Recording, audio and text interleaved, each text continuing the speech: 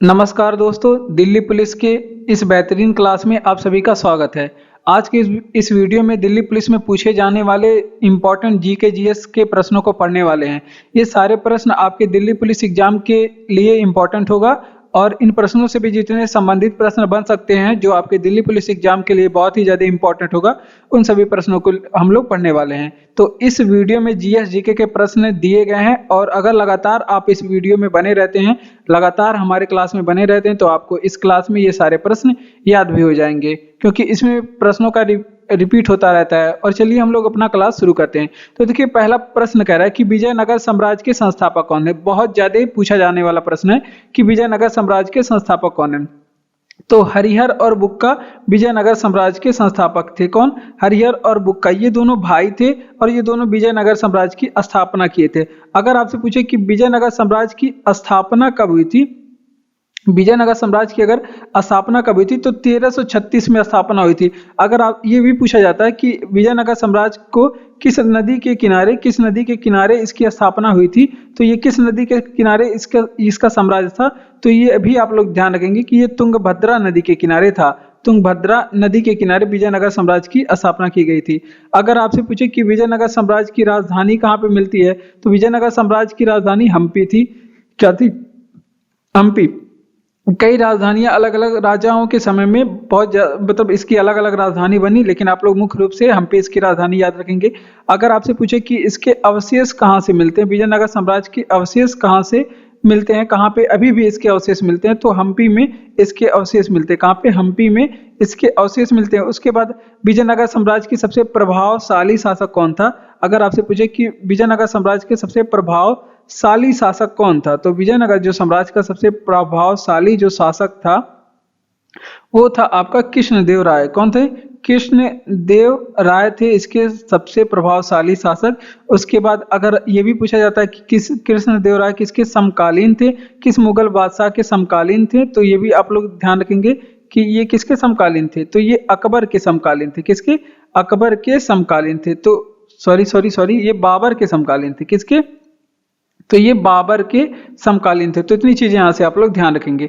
तो एक बार फिर से देखेंगे, अगर आपसे पूछे कि विजयनगर साम्राज्य के संस्थापक कौन थे, तो हरिहर और बुक्का ये दोनों विजयनगर साम्राज्य के संस्थापक थे। विजयनगर साम्राज्य की स्थापना कब हुई थी, तो विजयनगर साम्राज्य की स्थापना 1336 में हुई। अगर आपसे पूछे कि विजयनगर किस नदी के किनारे बसा था विजयनगर साम्राज्य, तो ये तुंगभद्रा नदी के किनारे बसा हुआ था। उसके बाद अगर आपसे पूछे विजयनगर साम्राज्य की राजधानी क्या थी, तो विजयनगर साम्राज्य की राजधानी हम्पी थी। अगर इसके पूछे कि इसका अवशेष कहाँ पे मिलता है विजयनगर साम्राज्य की, तो आज भी इसके अवशेष हम्पी में मिलते हैं। सबसे प्रभावशाली विजयनगर साम्राज्य का शासक कौन था, पूछा जाता है। कृष्णदेव राय यहाँ का सबसे प्रभावशाली था और ये किसके समकालीन था, तो ये बाबर के समकालीन था। किसके समकालीन था? ये बाबर के समकालीन था। इतने प्रश्न आप लोग यहाँ से याद रखेंगे।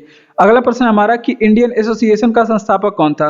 तो देखिए, इसके दो संस्थापक आप लोग याद रखेंगे। इसके संस्थापक कौन लोग थे? सुरेंद्र नाथ बनर्जी। एक तो सुरेंद्र नाथ बनर्जी को आप लोग याद रखेंगे और एक कौन है आपके? आनंद मोहन बोस। सुरेंद्र नाथ बनर्जी, आनंद मोहन बोस इसके संस्थापक थे। तो ये दोनों चीज आप लोग यहाँ से ध्यान रखेंगे। उसके बाद अब इंडियन एसोसिएशन के बारे में ध्यान रखेंगे कि इसकी जो स्थापना है वो कब हुई थी। इंडियन एसोसिएशन की स्थापना कब हुई थी, तो इसकी जो स्थापना है 1876 में हुई थी। आगे चल के इसका विलय कहाँ पे हो जाता है? कांग्रेस में। इसका विलय कहाँ पे हो जाता है? कांग्रेस में। कांग्रेस में इसका विलय हो जाता है और कांग्रेस की स्थापना जो है 1885 में हुई थी और 1886 में इसकी जो विलय है इंडियन एसोसिएशन की जो वो कांग्रेस में हो जाता है। ठीक, इतनी चीजें आप लोग ध्यान रखेंगे। अब दो तीन पार्टियां और पढ़ लेते हैं। जैसे ब्रिटिश इंडियन एसोसिएशन था। क्या था? British Indian association. तो ब्रिटिश इंडियन एसोसिएशन के बारे में क्या पूछा जाता है कि इसकी स्थापना कब हुई थी, तो ब्रिटिश इंडियन एसोसिएशन के बारे में आप लोग ध्यान रखेंगे कि इसकी जो स्थापना है वो 1851 में हुई थी। कब? 1851 में हुई थी। और इसकी जो स्थापना है वो साथ में आप लोग याद रखेंगे कोलकाता में हुई थी। कोलकाता में हुई थी। तो इतनी चीजें यहाँ से आप लोग ध्यान रखेंगे। इसके बाद आप लोग इंडियन पैट्रियोटिक एसोसिएशन है जिसकी स्थापना सर सैयद अहमद खान ने किया था 1888 में। ये भी आप लोग ध्यान रखेंगे। इंडियन एसोसिएशन के संस्थापक कौन थे? सुरेंद्र नाथ बनर्जी। इंडियन एसोसिएशन के संस्थापक सुरेंद्र नाथ बनर्जी। स्थापना इसकी कब हुई थी? 1876 में इसकी स्थापना हो जाती है। उसके बाद आगे चल के इसका कांग्रेस में विलय हो जाता है। किसका विलय? कांग्रेस में इसका विलय हो जाता है 1886 में। इसको कांग्रेस में मिलाया जाता है। सुरेंद्र नाथ बनर्जी और आनंद मोहन बोस दोनों लोग मिलकर इंडियन एसोसिएशन की स्थापना करते हैं। ब्रिटिश इंडियन एसोसिएशन की बात करें, इसकी स्थापना 1851 में और कोलकाता में हुई थी। तो इतनी चीजें यहाँ से आप लोग ध्यान रखेंगे।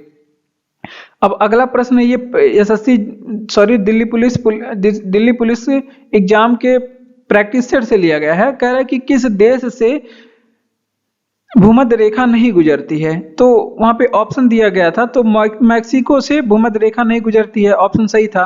लेकिन भूमध्य रेखा से हम लोग इंपॉर्टेंट प्रश्न देख लेते हैं जो आपके दिल्ली पुलिस कांस्टेबल एग्जाम के लिए बहुत ही ज्यादा इंपॉर्टेंट होगा। अगर आपसे पूछे कि कितने महाद्वीप से भूमध्य रेखा गुजरती है, कितने महाद्वीप से भूमध्य रेखा गुजरती है, तो कितने महाद्वीप से भूमध्य रेखा गुजरती है ये आपसे पूछे तो आप सभी जानते हैं 3 महाद्वीप से। कौन कौन सी? एक तो आपका दक्षिणी अमेरिका महाद्वीप से गुजरती है। किस महाद्वीप से? दक्षिणी अमेरिका महाद्वीप से गुजरती है। और एक तो आपका दक्षिणी अमेरिका हो गया, फिर उसके बाद अफ्रीका से गुजरती है, दक्षिणी अमेरिका अफ्रीका से गुजरती है, उसके बाद एशिया महाद्वीप से गुजरती है। ये आपके 3 महाद्वीप से गुजरती है। उसके बाद यहाँ पे भूमध्य रेखा को क्या कहा जाता है?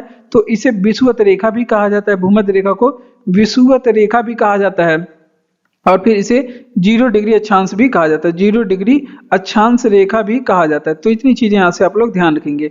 उसके बाद अगर आपसे पूछे कि सूर्य भूमध्य रेखा पे कब होता है, सूर्य भूमध्य रेखा पे कब होता है, तो जो सूर्य है वो भूमध्य रेखा पे वो 21 मार्च को होता है और 23 सितंबर के दिन, 21 मार्च एंड 23 सितंबर के दिन होता है। उसके बाद 21 मार्च और 23 सितंबर के दिन ऐसी क्या बात है, तो 21 मार्च और 23 सितंबर के दिन दिन और रात बराबर होते हैं। क्या? दिन और रात दोनों बराबर होते हैं, ये भी आप लोग ध्यान रखेंगे। और आपसे पूछेगा कि भूमध्य रेखा को कौन सी नदी 2 बार काटती है, तो अगर आपसे पूछे कि कौन भूमध्य रेखा को कौन सी नदी 2 बार काटती है, तो इसे कांगो नदी 2 बार काटती है। कौन सी नदी? कांगो नदी 2 बार काटती है। इतनी भूमध्य रेखा से चीजें याद रखेंगे। किस देश से भूमध्य रेखा नहीं गुजरती, तो मैक्सिको से भूमध्य रेखा नहीं गुजरती। ये तो हो गया प्रश्न हमारा। तो अब देखते हैं यहाँ पे कितने महाद्वीप से भूमध्य रेखा गुजरती है, तो 3 महाद्वीप से, एक दक्षिणी अमेरिका और एक अफ्रीका और एक एशिया महाद्वीप से भूमध्य रेखा 3 महाद्वीप से गुजरती है। उसके बाद आपसे पूछे कि भूमध्य रेखा को और किस नाम से, तो इसके 3 नाम है। एक तो भूमध्य रेखा है और एक विषुवत रेखा है और 0 डिग्री अक्षांश भी इसे ही कहते हैं। भूमध्य रेखा सूर्य भूमध्य रेखा पे कब होता है, तो साल में 2 बार, एक 21 मार्च को होता है, 23 सितंबर डेट इंपॉर्टेंट है, दोनों पूछे गए हैं। और इसी दिन क्या होता है, दिन और रात बराबर होती है। कौन सी नदी भूमध्य रेखा को 2 बार काटती है, तो कांगो नदी इसे भूमध्य रेखा को 2 बार काटती है। ठीक। अगर आपसे पूछे कि भूमध्य रेखा कितने देश से गुजरती है, अगर आपसे पूछे भूमध्य रेखा कितने देश से गुजरती है, तो ये बहुत ही ज्यादा इंपॉर्टेंट है, 13 देश से गुजरती है। अगर आपको वीडियो अच्छा लग रहा हो तो वीडियो को लाइक करिए, चैनल को सब्सक्राइब करके इसी तरह के और वीडियो पाने के लिए अपने दोस्तों तक भी शेयर करिए। और अगर आपको इसका पीडीएफ चाहिए तो पीडीएफ का लिंक डिस्क्रिप्शन में, टेलीग्राम चैनल का लिंक डिस्क्रिप्शन में दिया गया है, आप लोग वहां से जाके इसका पीडीएफ रीड कर सकते हैं। बढ़ते अपने अगले प्रश्न की ओर। तो अगला प्रश्न है हमारा, कह रहा है कि लैटेराइट मिट्टी किस राज्य में पाई जाती है, तो लैटेराइट मिट्टी पश्चिमी घाट में पाई जाती है। कहाँ पे? पश्चिमी घाट पे पाई जाती है और थोड़ा उत्तर पूर्व में पाई जाती है। पश्चिमी घाट और फिर उत्तर पूर्व, जो उत्तर पूर्व में जो पहाड़ी है उसमें पाई जाती है। तो ये चीजें आप लोग ध्यान रखेंगे। लेकिन यहाँ पे पूछा है कि किस राज्य में पाई जाती है, तो राज्य आप लोग ध्यान रखेंगे कौन कौन से राज्य, कर्नाटक ध्यान रखेंगे, केरल ध्यान रखेंगे और कुछ तमिलनाडु साइड में भी पाई जाती है। तमिलनाडु साइड में, ये ऑप्शन डिपेंडेबल प्रश्न होता है, तो तमिलनाडु साइड में जो आपको ऑप्शन में मिले वहां पे आप लोग यहाँ पे लगा सकते हैं। ठीक। अब बात करते हैं कि लैटेराइट मिट्टी को अन्य किस नाम से जानते हैं। लैटेराइट मिट्टी का अन्य नाम क्या है, तो इसका अन्य नाम पूछे तो इसको मुखरैला मिट्टी भी कहते हैं। लैटेराइट मिट्टी का पूछा गया एग्जाम में, मुखरैला मिट्टी किस मिट्टी का नाम है, तो ये मतलब लैटेराइट मिट्टी का अन्य नाम क्या है, तो इसका अन्य नाम मुखरैला मिट्टी भी है।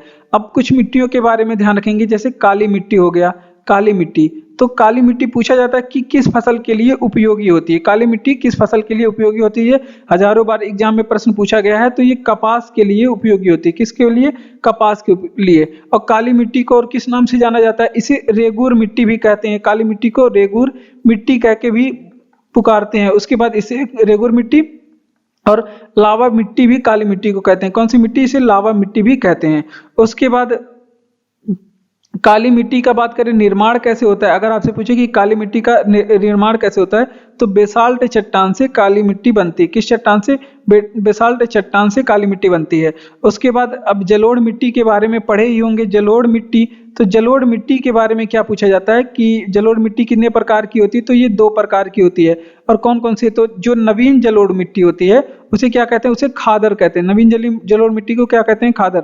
और जो पुरानी जलोढ़ मिट्टी होती है उसको क्या कहते हैं? उसे बांगर कहते हैं। पुरानी जलोढ़ मिट्टी को बांगर। इतनी चीजें मिट्टी से आप लोग याद रखेंगे। देखिए लैटेराइट मिट्टी किस राज्य में पाई जाती है? तो ये पश्चिमी घाट में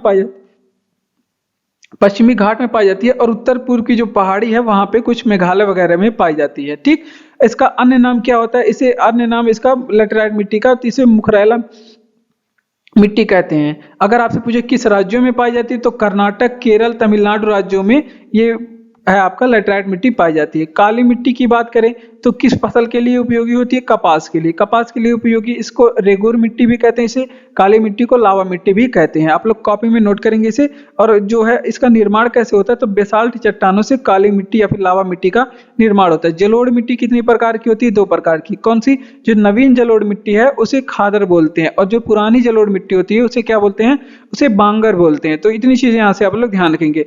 और अगला प्रश्न हमारा कि पृथ्वी किन तत्वों से बना हुआ है? तो देखिए पृथ्वी किन तत्वों से अगर पूछे बना हुआ है तो ये आप लोग ध्यान रखेंगे, ये ऑक्सीजन से बना हुआ है, ऑक्सीजन से सिलिकॉन से बना हुआ है। ऑक्सीजन सिलिकॉन हो गया। पृथ्वी किन तत्वों से बना है? ऑक्सीजन सिलिकॉन एल्युमिनियम और लोह, इससे बना हुआ है।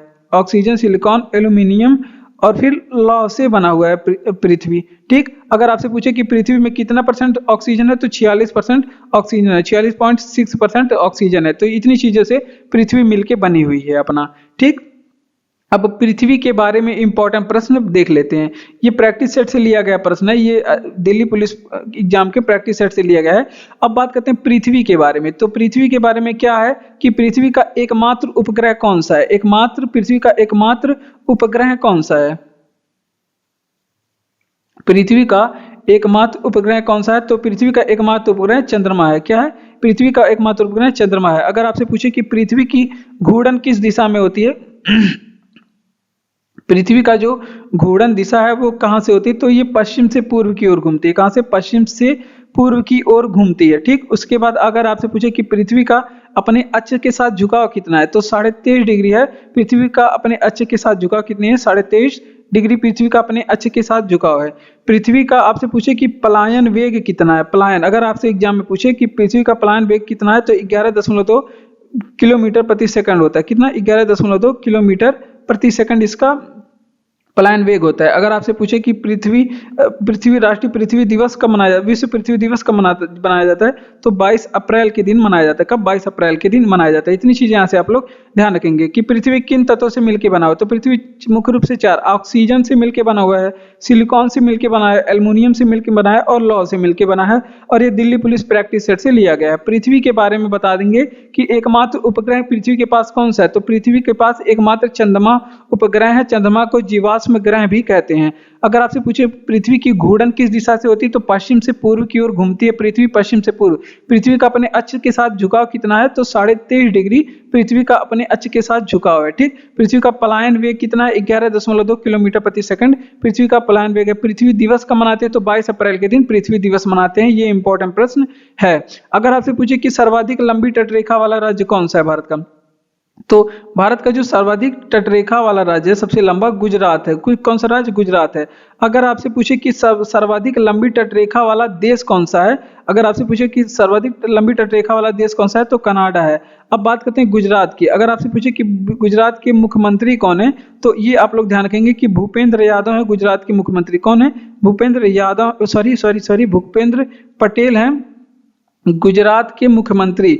अगर आपसे पूछे कि अब गुजरात के बारे में, वल्लभी विश्वविद्यालय आपसे पूछ ले कि कहाँ पे है, वल्लभी विश्वविद्यालय आपसे पूछिए कहाँ पे है, तो ये गुजरात में है। कहाँ पे? वल्लभी विश्वविद्यालय गुजरात में। स्टैच्यू ऑफ यूनिटी कहाँ पे है? स्टैच्यू ऑफ यूनिटी कहाँ पे है, तो स्टैच्यू ऑफ यूनिटी भी कहाँ पे है आपका?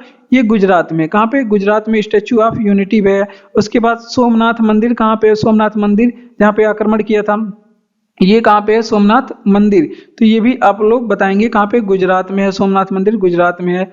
और इतनी चीजें यहाँ से आप लोग ध्यान रखेंगे। सर्वाधिक लंबी तटरेखा वाला राज्य कौन सा है? गुजरात है। और सर्वाधिक लंबी तटरेखा वाला राज्य गुजरात है। अगर सबसे लंबी तटरेखा वाला देश पूछे कनाडा है। अगर वहीं सबसे छोटा तटरेखा वाला राज्य पूछ ले तो आपका गोवा हो जाएगा सबसे छोटा तटरेखा वाला राज्य। कौन सा? गोवा सबसे छोटा तटरेखा वाला राज्य हो जाएगा। ठीक, तो इतनी चीजें यहाँ से आप लोग ध्यान रखें। वल्लभी विश्वविद्यालय किस राज्य में है? गुजरात में है।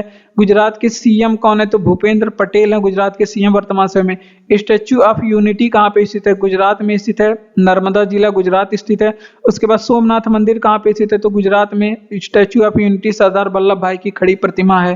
तो इतनी चीजें यहाँ से आप लोग ध्यान रखेंगे। अगला प्रश्न 3 नंबर की, किस नियम में गैसों की समान आयतन में दाब व ताप की समान अवस्थाओं के अंतर्गत अणुओं की संख्या समान होती है? तो इस नियम को क्या कहते हैं? अवोगाद्रो का नियम कहते हैं। क्या कहते हैं? इस नियम को कहते हैं अवोगाद्रो का नियम। और ये आप लोग ध्यान रखेंगे। और ये भी आपका दिल्ली पुलिस के जो प्रैक्टिस सेट है उससे लिया गया है। किसका? दिल्ली पुलिस प्रैक्टिस सेट से लिया गया है। अवोगाद्रो का नियम, इस नियम को बोलते हैं कि क्या होता है इसमें कि गैसें क्या करती है? समान आयतन में दाब और ताप की समान अवस्थाओं के अंतर्गत अणुओं की संख्या क्या होती है? समान होती है। इस नियम को अवोगाद्रो का नियम कहते हैं। अब कुछ नियम देख लेते हैं। जैसे आपसे पूछे कि गुरुत्वाकर्षण का नियम किसने दिया? कई बार एग्जाम में पूछा गया है गुरुत्वाकर्षण का नियम किसने दिया था? तो गुरुत्वाकर्षण का जो नियम है वो आपके न्यूटन महोदय ने दिया था। किसने? न्यूटन महोदय ने गुरुत्वाकर्षण का नियम दिया था। अगर आपसे पूछे कि पृथक्करण का नियम किसने दिया? पृथक्करण का नियम किसने दिया था? तो इसका नियम दिया था मेंडल ने। मेंडल पृथक्करण के नियम दिए थे। अगर आपसे पूछे कि फेरल का नियम क्या है? तो फेरल का नियम किससे संबंधित है? तो फेरल का नियम जो है वो पवनों से संबंधित है। किससे? पवनों से संबंधित है। ठीक, इतनी चीजें आप लोग यहाँ पे ध्यान रखेंगे।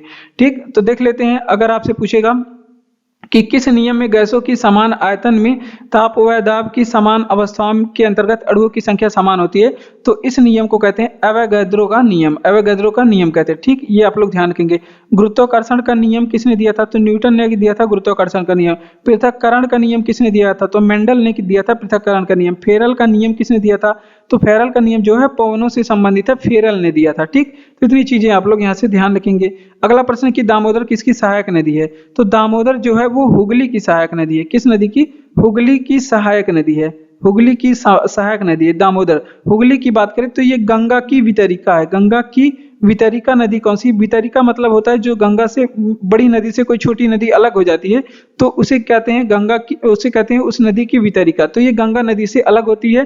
गंगा नदी से अलग होकर एक जलधारा का निर्माण करती है। तो हुगली नदी किसकी वितरिका है?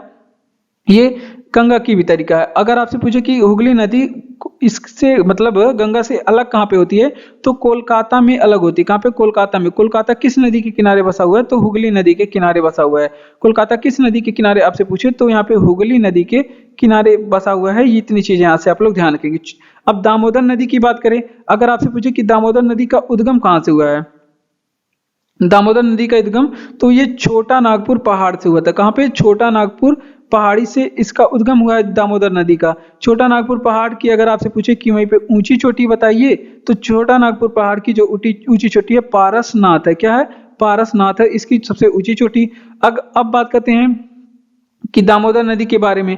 इसे क्या कहते हैं? इसे बंगाल का शोक कहते हैं। इसे बंगाल का, दामोदर नदी को बंगाल का शोक कहते हैं। ये भी आप लोग ध्यान रखेंगे।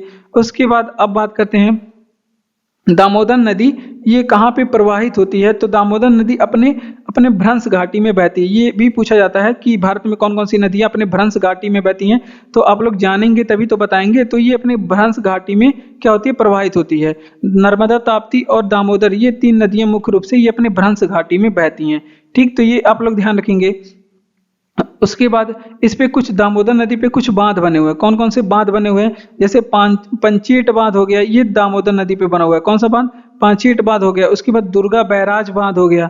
दुर्गा बैराज बांध हो गया। और भी बांध है लेकिन जो इंपॉर्टेंट है वो आपको बताया जा रहा है। दुर्गा बैराज बांध ये इंपॉर्टेंट है, याद रखेंगे। दामोदर नदी किसकी सहायक नदी है? तो ये हुगली की सहायक नदी है। और दामोदर नदी गंगा नदी की वितरिका है। किसकी? गंगा नदी की वितरिका है। ये अलग गंगा नदी से कोलकाता में होती है। और कोलकाता किस नदी के किनारे बसा हुआ है? तो हुगली नदी के किनारे बसा हुआ है। छोटा नागपुर पहाड़ की बात करते हैं तो दामोदर नदी छोटा नागपुर पहाड़ी से निकलती है। छोटा नागपुर पहाड़ी की सबसे ऊंची चोटी है पारसनाथ। छोटा नागपुर पहाड़ी की सबसे ऊंची चोटी पारसनाथ है। बंगाल का शोक किस नदी को कहते हैं? तो दामोदर नदी को बंगाल का शोक कहते हैं। ये बहुत ज्यादा तबाही मचाती है। उसके बाद प्रवाहित कहाँ पे होती है? अपने भ्रंश घाटी में बहती हुई 2 बांध बनाती है, मतलब मुख्य रूप से पांचेट बांध, दुर्गा बैराज बांध, हीराकुंड बांध। ठीक, तो हीराकुंड बांध महानदी पे बना हुआ है, सॉरी। तो ये आप लोग यहाँ पे आप लोग ध्यान रखेंगे। अगला प्रश्न है कि सही सुमेलित करें। तो इस तरह से भी प्रश्न पूछे जाते हैं, सही सुमेलित करें। यहाँ पे कुछ मतलब मात्रक दिए हुए थे और उसकी जो राशियां हैं वो दी हुई थी। जैसे आपसे पूछेगा कि पाइज किसका मात्रक है, तो पाइज श्यानता का मात्रक है, श्यानता। इस तरह से ऑप्शन बना देगा और आपको मिलान करना रहता है। और फैरड आपसे पूछे कि किसका मात्रक है, फैरड, तो ये विद्युत धारिता का मात्रक है, विद्युत धारिता का मात्रक है फैरड। यहाँ से आप लोग ध्यान रखेंगे। अगर आपसे पूछे कि केल्विन किसका मात्रक है, केल्विन किसका मात्रक, तो ये सॉरी तापक्रम का मात्रक है, तापक्रम की। कैलोरी किसका मात्रक है, कैलोरी। इस तरह से मिलान करना होता है। तो ये आपका उष्मा की मात्रा है। कैसे? उष्मा की मात्रा। यहाँ पे वन लाइनर क्वेश्चन था तो इस वजह से इस तरह से आपको बताया जा रहा है। तो ये आपका उष्मा का मात्रक था। तो इस तरह से आप लोग इस तरह से आप लोग राशियां और उनके मात्रक भी आप लोग ध्यान रखेंगे। ठीक, तो क्योंकि ये एग्जाम में पूछा जाता है। अब बात करते हैं कि कुछ चीजें, जैसे यहाँ पे हमने बताया कि विद्युत धारिता का मात्रक फैरेड है, लेकिन आपसे पूछे कि विद्युत धारा का मात्रक क्या है, विद्युत धारा का मात्रक क्या है, तो विद्युत धारा का मात्रक एम्पियर है। विद्युत धारा का मात्रक क्या है, एम्पियर। अगर आपसे पूछे वहीं प्रतिरोध का मात्रक क्या है, प्रतिरोध का मात्रक क्या है, तो प्रतिरोध का मात्रक ओम है। वहीं आपसे पूछे कि ताप का मात्रक क्या है, ताप का मात्रक, तो यहाँ पे आप लोग देख सकते हैं ताप का मात्रक क्या है, केल्विन है। क्या है? केल्विन है ताप का मात्रक। उसके बाद कार्य का मात्रक क्या होता है, कार्य का मात्रक जूल होता है। इतनी चीजें यहाँ से आप लोग ध्यान रखेंगे। एक बार फिर से इसका रिवीजन करेंगे तो देख लीजिए, सही सुमेलित कीजिए। पाइज किसका मात्रक है, तो श्यानता का मात्रक है। फैरड किसका मात्रक है, विद्युत धारिता का मात्रक है। केल्विन किसका मात्रक है, तापक्रम का मात्रक है। कैलोरी किसका मात्रक है, तो उष्मा की मात्रक है कैलोरी। विद्युत धारा किसकी मात्रक है, एम्पियर। विद्युत धारा का मात्रक एम्पियर। प्रतिरोध का मात्रक ओम, एग्जाम में कई बार पूछा गया है। ताप का मात्रक क्या है, केल्विन। ये सारे जो प्रश्न है वो एग्जामों में किसी ना किसी एग्जाम में पूछे गए हैं। कार का मतलब क्या है, जूल। तो ये सारे प्रश्न ज्यादा रिपीट करने के आपके एग्जाम में चांस होते हैं, तो इस वजह से ये सारे प्रश्न आपको बताए जा रहे हैं। बढ़ते हैं अपने अगले प्रश्न की ओर। अगला प्रश्न कि इंग्लैंड की रानी एलिजाबेथ प्रथम के समकालीन राजा कौन थे। तो यहाँ पे आप लोग ध्यान रखेंगे समकालीन राजा इनके कौन थे, तो अकबर इनके समकालीन थे। कौन? अकबर इनके समकालीन थे। अकबर का जो शासन काल था वो 1556 से लेकर 1605 तक था। 1556 से लेकर 1605 तक। और आपसे पूछे कि एलिजाबेथ प्रथम की जो था, एलिजाबेथ प्रथम का जो टाइमिंग है वो कब से कब तक था, तो ये जो था 1558 से लेके कब से थी, 1558 से लेके 1503 तक थी, 1603 तक थी। कब से? 1603 तक थी। तो इतनी चीजें यहाँ से आप लोग ध्यान रखेंगे। तो आप लोग टाइमिंग मैच करा लीजिए, लगभग सेम था। तो ये पूछा गया प्रश्न है कि इंग्लैंड की महारानी एलिजाबेथ प्रथम के समकालीन राजा कौन थे, तो अकबर थे इनके समकालीन। ठीक, तो इस वजह से ये प्रश्न हो जाता है इंपॉर्टेंट, क्योंकि एग्जाम में ये पूछा गया है। अब बात करते हैं, वहीं अंग्रेज आ गए हैं। तो यहाँ पे इनकी एक कंपनी थी ईस्ट इंडिया कंपनी। अंग्रेज की एक कंपनी क्या थी, ईस्ट इंडिया कंपनी। और ईस्ट इंडिया कंपनी से क्या पूछा जाता है, तो इसकी ये अंग्रेजी कंपनी थी ईस्ट इंडिया कंपनी। इसकी आप लोग बता दीजिए कि स्थापना कब हुई थी। तो एलिजाबेथ का वो घोषणा पत्र आया था, इसके तहत इसकी स्थापना 1600 में हुई थी। अब कुछ चीजें, जैसे अकबर के बारे में कुछ चीजें ध्यान लेते हैं। अकबर की माता का क्या नाम था, तो आप लोग बताएंगे, क्योंकि ये भी पूछा गया है। हमीदा बानो बेगम था, हमीदा बानो बेगम था अकबर की माता का नाम। ठीक, उसके बाद अकबर ने एक धर्म की स्थापना किया था जिसे क्या कहते हैं, दीन ए इलाही धर्म, दीन ए इलाही धर्म। तो इसकी स्थापना किसने किया था, अकबर ने। कब किया था, 1582 में किया था, 1582 में। ये भी एग्जाम में पूछा गया प्रश्न है। तो एक बार फिर से देख लेते हैं, इंग्लैंड की रानी एलिजाबेथ प्रथम के समकालीन राजा कौन थे, तो अकबर थे इनके समकालीन राजा अकबर। उसके 1556 से लेकर 1605 तक अकबर का काल था, और 1558 से लेकर 1603 एलिजाबेथ प्रथम का कार्यकाल था। ईस्ट इंडिया कंपनी के बारे में बात करेंगे, इसकी स्थापना कब हुई, तो यहाँ पे लिखते समय थोड़ी सी दिक्कत हो जाती है, थोड़ी सी गड़बड़ी हो जाती है, तो उसे आप लोग समझ जाया करिए, क्योंकि मैं हिंदी का, इसकी स्थापना 1600 में हुई थी। उसके बाद अकबर की बात करें, माता का क्या नाम था, हमीदा बानो बेगम इनके माता का नाम था। दीन ए इलाही धर्म की स्थापना 1582 में हुई थी, दीन ए इलाही धर्म की स्थापना। अफ्रीका एंड ऑस्ट्रेलिया के घास के मैदान को क्या कहा जाता है, जो अफ्रीका के घास के मैदान है उसे सवाना कहा जाता है। क्या कहा जाता है, सवाना कहा जाता है। जबकि ऑस्ट्रेलिया के जो घास के मैदान है उसे डाउन्स कहा जाता है। क्या, डाउन्स कहा जाता है। तो ये दोनों प्रश्न आप लोग ध्यान रखेंगे, ये जियोग्राफी से है, इंपॉर्टेंट प्रश्न है, ठीक। उसके बाद कुछ चीजें आप लोग ध्यान रखेंगे, कुछ महाद्वीपों के बारे में हम लोग बताते हैं आपको। जैसे उत्तरी अमेरिका है ना, उत्तरी अमेरिका, तो ये पूछा जाता है उत्तरी अमेरिका को क्या कहा जाता है। तो उत्तरी अमेरिका को नई दुनिया कहा जाता है। क्या कहा जाता है? नई दुनिया कहा जाता है। अगर आपसे पूछे कि उत्तरी अमेरिका की खोज किसने किया था, या फिर अमेरिका की खोज पूछे या फिर उत्तरी अमेरिका की खोज, तो इसकी खोज कौन किया था? कोलंबस ने किया था। कोलंबस ने कहा था, और नई दुनिया यहाँ पे क्या क्या संबोधित किया था। उसके बाद रॉकी पर्वत के बारे में बताएंगे। रॉकी पर्वत तो वो कहाँ पे है? तो ये उत्तरी अमेरिका में है रॉकी पर्वत, ठीक। इतनी चीजें आप लोग ध्यान रखेंगे। अफ्रीका को क्या कहा जाता है? ये एग्जाम में पूछा गया प्रश्न है। अफ्रीका को पठारी महाद्वीप कहा जाता है, पठारी महाद्वीप कहा जाता है। उसके बाद अंध महाद्वीप आपसे पूछे कहा किसे कहा जाता है? अंध महाद्वीप किसे कहा जाता है? तो ये भी आपके अफ्रीका को कहा जाता है, क्योंकि अधिकतर भाग इसका पठारी है, और फिर उसके बाद इसके जो डेवलपमेंट है वो बहुत कम है, तो इस वजह से ज़्यादा डेवलप नहीं है अफ्रीका में, तो इसे इसके वजह से अंध महाद्वीप इसे कहा जाता है। उसके बाद ऑस्ट्रेलिया के बारे में बताएंगे। ऑस्ट्रेलिया को क्या कहा जाता है? इसे प्यासी भूमि का देश कहा जाता है। प्यासी भूमि का देश कहा जाता है क्योंकि यहाँ पे कम वर्षा होती है। प्यासी भूमि का देश इसे कहा जाता है, ठीक। इतनी चीजें यहाँ से आप लोग ध्यान रखेंगे। एक बार फिर से रिवीजन करेंगे। अफ्रीका एंड ऑस्ट्रेलिया के घास के मैदान को, अफ्रीका में जो घास के मैदान है सवाना कहा जाता है, और ऑस्ट्रेलिया के घास के मैदान को डाउन्स कहा जाता है। उत्तरी अमेरिका को क्या कहा जाता है? तो इसे नई दुनिया कहा जाता है। अगर आपसे पूछे उत्तरी अमेरिका की खोज किसने किया, तो कोलंबस ने उत्तरी अमेरिका की खोज किया। रॉकी पर्वत कहाँ पे है? तो उत्तरी अमेरिका में स्थित है। अफ्रीका की बात करें तो इसे पठारी महाद्वीप कहा जाता है, साथ में अंध महाद्वीप भी कहा जाता है। ऑस्ट्रेलिया की बात करें तो इसे प्यासी भूमि का देश कहा जाता है। क्या कहा जाता है? प्यासी भूमि का देश कहा जाता है। अगला प्रश्न है, पॉलिटिक्स ये कह रहा है कि समवर्ती सूची किस देश से लिया गया है। तो इसमें सारे सब्जेक्ट का प्रश्न लिया गया है। आपको सारे सब्जेक्ट इसमें रिवीजन हो जाएंगे। जियोग्राफी भी, हिस्ट्री भी, पॉलिटी भी, इकोनॉमी भी, सारे सब्जेक्ट रिवीजन हो जाएंगे। और तो देखिए समवर्ती सूची किस देश से लिया गया है? तो जो समवर्ती सूची है वो ऑस्ट्रेलिया के संविधान से लिया गया है। कहाँ के? ऑस्ट्रेलिया के संविधान से। अब समवर्ती सूची के बारे में थोड़ी चीजें बता देते हैं। तो देखिए समवर्ती सूची के बारे में हमें ज्ञात होना चाहिए।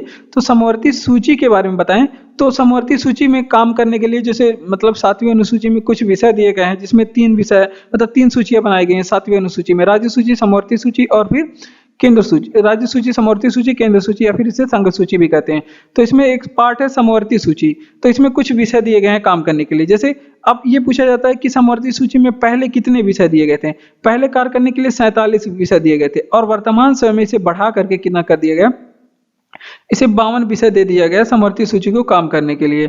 और समवर्ती सूची के कुछ विषय हमारे पास हैं। अगर आपसे पूछे कि समवर्ती सूची में कौन कौन से विषय, जैसे 1 हो गया समवर्ती सूची, पर्यावरण हो गया, ये समवर्ती सूची। समवर्ती सूची किसे कहते हैं? जिसपे केंद्र सरकार और राज्य सरकार दोनों कानून बनाए, उसे समवर्ती सूची कहते हैं।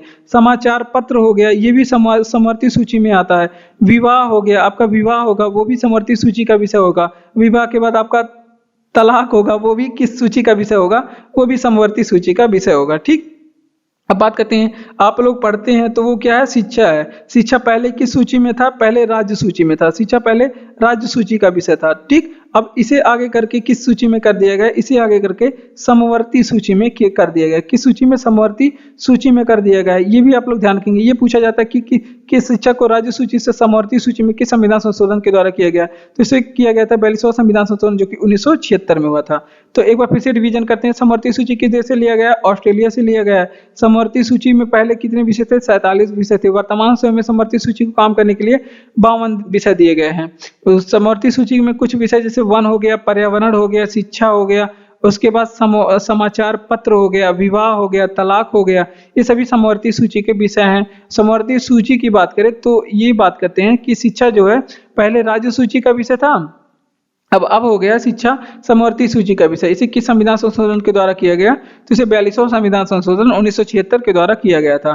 बढ़ते हैं अपने अगले प्रश्न की ओर। अगला प्रश्न है कि 5 नंबर की जल का जमाव बिंदु किन किन स्केल पर समान होता है? तो जल का जो जमाव बिंदु है उस सेंटीग्रेड स्केल, सेंटीग्रेड एंड किस स्केल पे? रीमर स्केल पे समान होता है। रीमर, क्योंकि इसका जो रीमर यहाँ पे लिखेंगे रीमर, क्योंकि दोनों का जो हिमांक बिंदु है वो कितना होता है? 0 डिग्री सेंटीग्रेड। जमाव बिंदु को वही क्या कहते हैं? इसे हिमांक बिंदु भी कहते हैं। इसे क्या कहते हैं?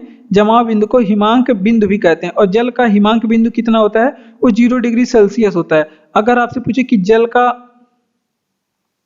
सर्वाधिक घनत्व कितने डिग्री सेंटीग्रेड पे होता है? जल का सर्वाधिक घनत्व कितने डिग्री सेंटीग्रेड पे होता है? तो वो होता है 4 डिग्री सेंटीग्रेड पे होता है। अगर आपसे पूछे कि जल का क्वथनांक कितना होता है, तो जल का क्वथनांक वो 100 डिग्री सेंटीग्रेड पे, क्वथनांक के मतलब उबलना और हिमांक का मतलब जमना। सर्वाधिक घनत्व का मतलब उनका डेंसिटी सबसे ज्यादा कब होता है? तो 4 डिग्री सेंटीग्रेड पे जब जल पहुंचता है तो उसका घनत्व सबसे ज्यादा होता है, और ये कई बार एग्जाम में पूछा गया है। क्वथनांक की बात करें, जिस ताप पे जल उबलने लगे उसे उसका क्या कहते हैं? क्वथनांक कहते हैं। 100 डिग्री सेंटीग्रेड होता है। या फिर अगर केल्विन में पूछे तो 373 केल्विन बताएंगे आप लोग। अगर फॉरेनहाइट में पूछे कितना होता है, तो 212 डिग्री फॉरेनहाइट होता है, क्योंकि बच्चे सभी को पता है कि जल का क्वथनांक तो 100 डिग्री सेंटीग्रेड होता है। बचपन से ही पढ़ाया जाता है कि जल का क्वथनांक कितना होता है, जल का क्वथनांक कितना होता है, तो 100 डिग्री सेंटीग्रेड सभी को पता है कि 100 डिग्री पे पानी उबलने लगता है। लेकिन अगर आपसे केल्विन में पूछे 373 केल्विन, अगर फॉरेनहाइट पैमाने पे पूछे तो 212 डिग्री फॉरेनहाइट होता है। ठीक। और जल का साथ में आप लोग अपवर्तनांक ध्यान रखेंगे, जल का अपवर्तनांक कितना होता है? तो जल का जो अपवर्तनांक है 1.33 होता है, जल का अपवर्तनांक। अगर आपसे पूछे कि जल का क्रांतिक कोण कितना होता है, जल का क्रांतिक कोण भी बताइए कितना होता है, तो 48.2 होता है जल का क्रांतिक कोण। इतनी चीजें यहाँ से आप लोग ध्यान रखेंगे। जल का जमाव बिंदु कितना होता है, तो किस पैमाने पे समान होता है? तो सेंटीग्रेड पैमाना और रीमर पैमाने पे जल का जमाव बिंदु समान होता है। और जल का हिमांक बिंदु क्या होता है? 0 डिग्री सेंटीग्रेड पे जल जम जाता है, और सर्वाधिक जो जल का घनत्व है वो 4 डिग्री सेंटीग्रेड पे होता है। जल का जो क्वथनांक होता है 100 डिग्री सेंटीग्रेड या 373 डिग्री केल्विन या फिर 212 डिग्री फारेनहाइट होता है। अपवर्तनांक कितना होता है? 1.33 जल का अपवर्तनांक होता है। ठीक। और क्रांतिक कोण कितना होता है? 48.2 होता है जल का क्रांतिक कोण। इतनी चीजें आप लोग ध्यान रखें। कोंकण रेल मार्ग कितने राज्यों को जोड़ता है? इंपॉर्टेंट प्रश्न है। कोंकण रेल मार्ग कई राज्यों बार पूछा गया है, तो ये 4 राज्यों को जोड़ता है। कौन कौन से राज्य हैं? तो यहाँ पे आप लोग ध्यान रखेंगे, कर्नाटक को जोड़ता है, महाराष्ट्र छूट गया, कर्नाटक, महाराष्ट्र, उसके बाद गोवा और केरल। कर्नाटक, महाराष्ट्र, गोवा एंड केरल को ये जोड़ने का काम करता है कोंकण रेल मार्ग। ये पश्चिमी घाट पर्वत से, अगर आपसे पूछे कि ये किस पर्वत श्रृंखला पे है, वो कोंकण रेल मार्ग किस पर्वत श्रृंखला पे है, तो वो पश्चिमी घाट पे। पश्चिमी घाट आप लोग जानते हैं ना, किसे कहते हैं? पश्चिमी घाट। इसे ही क्या कहते हैं? इसे सह्याद्री भी कहते हैं। क्या कहते हैं? पश्चिमी घाट को सह्याद्री भी कहते हैं। ये भी एग्जाम में पूछा गया प्रश्न है। पश्चिमी घाट देखिए, ये अपना भारत है, और ये जो घाट है ये पूरा, इसे पश्चिमी घाट कहते हैं, इसे पूर्वी घाट कहते हैं। ठीक। तो ये आप लोग ध्यान रखेंगे, ये है पश्चिमी घाट, ये है पूर्वी घाट। अब बात करते हैं, इसे सह्याद्री कह के भी संबोधित करते हैं। अब बात करते हैं कि भारत का सबसे लंबा रेल मार्ग कौन सा है। इंडिया की बात करें तो यहाँ पे बात करें सबसे लंबा रेल मार्ग कौन सा है, सबसे लंबा रेल मार्ग। तो भारत का जो सबसे लंबा रेल मार्ग है, आप लोग जानते हैं, कई बार बताया भी गया है, तो ये डिब्रूगढ़ से कन्याकुमारी है। कई बार बताया गया डिब्रूगढ़ से कहां तक? कन्याकुमारी, ये सबसे लंबा रेल मार्ग है। ठीक। इतनी चीजें यहाँ से आप लोग ध्यान रखेंगे। उसके बाद आपसे पूछे कि भारत में सर्वाधिक रेल मार्ग किस राज्य में है। भारत में सर्वाधिक रेल मार्ग किस राज्य में है? तो सर्वाधिक जो रेल मार्ग है वो उत्तर प्रदेश राज्य में। कहाँ पे? उत्तर प्रदेश राज्य में। तो इतनी चीजें यहाँ से आप लोग ध्यान रखेंगे। देख लेते हैं, कोंकण रेल मार्ग कितने राज्यों को जोड़ता है? तो ये 4 राज्यों को जोड़ता है। कौन कौन से? कर्नाटक, महाराष्ट्र, गोवा और केरल। कर्नाटक, महाराष्ट्र, गोवा और केरल। पर्वत श्रृंखला कौन सी है? पश्चिमी घाट पर्वत श्रृंखला में ये पाई जाती है। इसे सह्याद्री, पश्चिमी घाट पर्वत श्रृंखला को सह्याद्री भी कहते हैं। भारत का सबसे लंबा रेल मार्ग कौन सा है? तो डिब्रूगढ़ से कन्याकुमारी है भारत का सबसे लंबा रेल मार्ग। कौन सा है? डिब्रूगढ़ से कन्याकुमारी है। सर्वाधिक जो रेल मार्ग है वो किस राज्य में फैला हुआ है? उत्तर प्रदेश में सर्वाधिक रेल मार्ग है। पीतल क्या होता है? तो ये जस्ता और तांबा का मिश्रण होता है। जस्ता प्लस तांबा का मिश्रण होता है। अगर ये भी पूछे कि जस्ता कितना होता है, तांबा कितना होता है, तो तांबा, देखिए तांबा थोड़ी सस्ती धातु है तो ये अधिक होगा, तो 70% तांबा होता है। जस्ता थोड़ा महंगा होता है तो ये कितना होता है? वो 30% होता है, 30% होता है। ठीक। तो ये आप लोग ध्यान रखेंगे। अब बात करते हैं कुछ धातु, जो मिश्र धातु होती है वो किस किस चीजों से मिलकर बनाए थे। जैसे कांसा बहुत ज्यादा इंपॉर्टेंट है, आपके सिंधु घाटी सभ्यता में भी पूछ लिया जाता है, हिस्ट्री में, और ये वैसे भी साइंस की मतलब क्या इसमें किसमें आता है, ये एक केमिस्ट्री के दृष्टि से भी बहुत ज्यादा इंपॉर्टेंट है। तो देखिए, ये कांसा किस चीज से बनाई जाती है? तो इसे तांबा और टिन मिला के बनाई जाती है। तांबा के साथ क्या मिलाया जाता है? टिन, तो बनता है कांसा। तांबे के साथ क्या मिलाई जाती है? टिन मिलाएंगे तो आपको मिलेगा कांसा। उसके बाद पूछा जाता है कि फ्यूज तार किससे बनाया जाता है? फ्यूज तार किस चीज का मिश्रण होता है? तो ये 2 चीजों का मिश्रण। एक तो आपका टिन मिलाया जाता है, टिन और शीशे का मिश्रण होता है। फ्यूज तार टिन और शीशे का मिश्रण होता है। स्टेनलेस स्टील किसका मिश्रण होता है? लेस स्टील किसका मिश्रण होता है? तो ये क्रोमियम और निकल का, क्रोमियम और आयरन का मिश्रण होता है। स्टेनलेस स्टील जो होता है क्रोमियम प्लस आयरन का मिश्रण होता है। तो ये आप लोग ध्यान रखेंगे। और एक चीज आप लोग जर्मन सिल्वर के बारे में ध्यान रखेंगे। जर्मन सिल्वर जिसमें सिल्वर बिल्कुल भी नहीं होता, तो वो किस चीज का मिश्रण होता है? वो तांबा होता है, जस्ता होता है और निकल होता है। क्या? तांबा, जस्ता और निकल का मिश्रण होता है। तो यहाँ से इतनी चीजें यहाँ से आप लोग ध्यान रखेंगे। एक बार फिर से इसका रिवीजन करेंगे। पीतल क्या है? तो ये जस्ता और तांबा का मिश्रण होता है। 70% तांबा होता है और 30% जस्ता होता है। कांसा क्या होता है? वो तांबा और टीन का मिश्रण होता है। कांसा क्या होता है? तांबा और टीन का मिश्रण। फ्यूज तार जो है वो टीन और शीशे का मिश्रण होता है। स्टेनलेस स्टील की बात करें, क्रोमियम और आयरन का मिश्रण होता है। जर्मन सिल्वर ये तांबा और जस्ता और निकल का मिश्रण होता है। तांबा, जस्ता, निकल का मिश्रण होता है। तो ये सारी बातें आप लोग कॉपी में नोट करेंगे। ठीक, बढ़ते हैं अपने अगले प्रश्न की ओर। अगर आपको वीडियो अच्छा लग रहा हो तो चैनल को सब्सक्राइब करिए, वीडियो को लाइक करिए, चैनल को अपने दोस्तों तक शेयर करके उनको भी बताइए और कमेंट करके बताइए ये वीडियो आपको कैसा लगा। पीडीएफ चैनल पाना हो तो आपको हमारे डिस्क्रिप्शन में लिंक दिया गया है, आप वहां से जाके पीडीएफ पा। अगला प्रश्न कह रहा है कि भारत में हिमालय की सर्वोच्च पर्वत चोटी कौन है? अगर भारत में हिमालय की सबसे ऊंची चोटी पूछे तो आप लोग क्या बताएंगे? अगर भारत में हिमालय की सबसे ऊंची चोटी पूछे तो कंचनजंगा है। क्या है? कंचनजंगा हिमालय की सबसे ऊंची चोटी। और भारत के ये किस राज्य में? सिक्किम राज्य में। किस राज्य में? सिक्किम राज्य में है। और कंचनजंगा की ऊंचाई कितनी है? 8586 मीटर है इसकी ऊंचाई। कितनी? 8586 मीटर है इसकी ऊंचाई। ठीक, हाइट कितनी है? 8586 मीटर है। अब बात करते हैं, अगर आपसे पूछे कि भारत का सर्वोच्च शिखर कौन सा है? भारत का आपसे पूछे कि सर्वोच्च शिखर कौन है, तो भारत का जो सर्वोच्च शिखर है वो क्या है? K2 है। इसे क्या कहते हैं? गार्डविन ऑस्टिन कहते हैं। क्या कहते हैं? गार्डविन ऑस्टिन कहते हैं। ठीक, ये आप लोग ध्यान रखेंगे। अगर आपसे पूछे कि भारत में हिमालय की सबसे ऊंची चोटी क्या है, तो कंचनजंगा। अगर आपसे पूछेगा कि केवल पूछे कि हिमालय की सबसे ऊंची चोटी क्या है, अगर आपसे पूछे कि हिमालय की सबसे ऊंची चोटी क्या है, तो ये बताएंगे कि माउंट एवरेस्ट है हिमालय की सबसे ऊंची चोटी। माउंट एवरेस्ट है हिमालय की सबसे ऊंची चोटी। इसकी ऊंचाई कितनी होती है? 8848 मीटर इसकी ऊंचाई है। ठीक, इतनी चीजें। गार्डविन ऑस्टिन की 8611 मीटर ऊंचाई है। कितनी? 8611 मीटर इसकी ऊंचाई है। ठीक, तो इतनी चीजें आप लोग यहाँ से ध्यान रखेंगे। अगर माउंट एवरेस्ट को नेपाल में क्या कहते हैं, इसे किस नाम से जानते हैं माउंट एवरेस्ट को? तो इसे नेपाल में सागर माथा के नाम से जानते हैं। सागर माथा कह के संबोधित कहते हैं। ठीक, तो इतनी चीजें यहाँ से आप लोग ध्यान रखेंगे। अगर वहीं दक्षिण में आप जाएंगे तो आपको नीलगिरी मिलेगा। नीलगिरी की आपसे पूछे कि सबसे ऊंची चोटी क्या है? नीलगिरी की जो सबसे ऊंची चोटी है उसको क्या बोलते हैं? उसका नाम है दोदा बेटा। क्या? नीलगिरी की जो सबसे ऊंची चोटी है उसका नाम दोदा बेटा है। ठीक, इतनी चीजें यहाँ से आप लोग ध्यान रखेंगे। भारत में हिमालय की जो सर्वोच्च पर्वत चोटी है उसका नाम कंचनजंगा है। ये सिक्किम राज्य में स्थित है। और भारत का अगर पूछे कि सर्वोच्च शिखर क्या है, K2 है, जिसे गार्डविन ऑस्टिन भी कहते हैं, 8611 मीटर है। और हिमालय की सबसे ऊंची चोटी अगर पूछे, हिमालय की जो सबसे ऊंची चोटी है माउंट एवरेस्ट है हिमालय की सबसे ऊंची चोटी, 8848 मीटर है। ठीक, और नेपाल में इसे किस नाम से बुलाते हैं? सागर माथा के नाम से बोलते हैं। और नीलगिरी पर्वत की जो सबसे ऊंची चोटी है वो उसका नाम दोदा बेटा है। कंचनजंगा की जो ऊंचाई है 8586 मीटर इसकी हाइट है। तो इतनी चीजें यहाँ से आप लोग ध्यान रखेंगे। कार्बनिक अशुद्धियों के माप BOD से क्या तात्पर्य है? देखिए, कार्बनिक अशुद्धियों का माप किया जाता है BOD में। मतलब इसका BOD का क्या अर्थ होता है? कार्बनिक अशुद्धियों के मापते समय जो BOD होता है उसका क्या अर्थ होता है? तो इसका अर्थ होता है, ये भी आपको दिल्ली पुलिस प्रैक्टिस सेट से लिया गया है। आप लोग ये मत समझिएगा कि ये कहाँ से प्रश्न आ रहा है। तो ये दिल्ली पुलिस के प्रैक्टिस सेट से लिया गया है, तो कोई दिक्कत है नहीं। देख लेते हैं। तो इसका जो नाम होता है जैव रासायनिक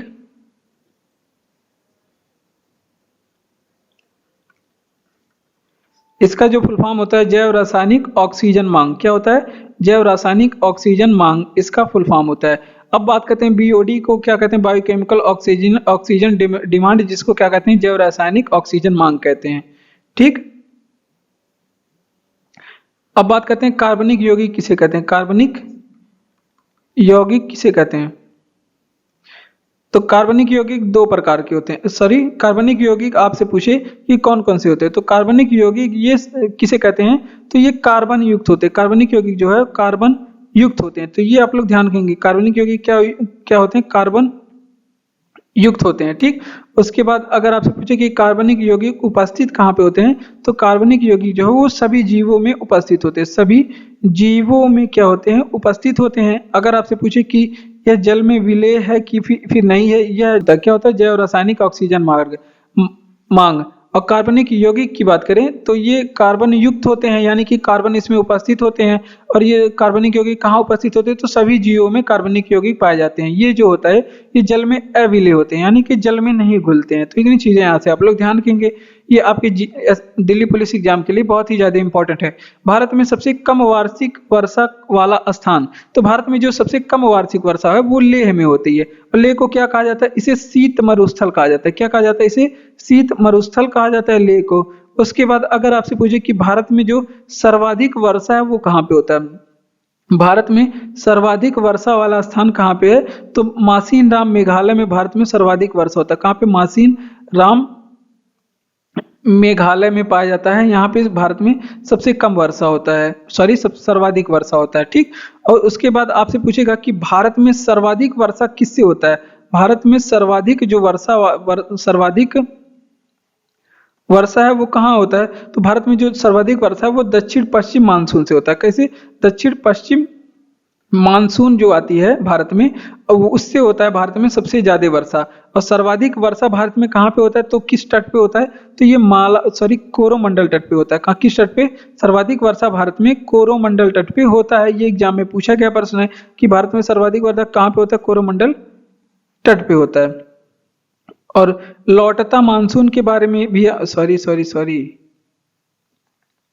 भारत में जो सर्वाधिक वर्षा है वो मालाबार तट पे होता है। भारत में जो सर्वाधिक वर्षा होता है किस तट पे, मालाबार तट पे सर्वाधिक वर्षा होता है। मालाबार तट कहाँ का है, केरल का सर्वाधिक वर्षा होता है। केरल मतलब केरल में सर्वाधिक फैला हुआ है, तो यहाँ पे सर्वाधिक वर्षा मालाबार तट केरल को कहते हैं, केरल के तट को मालाबार कहते हैं।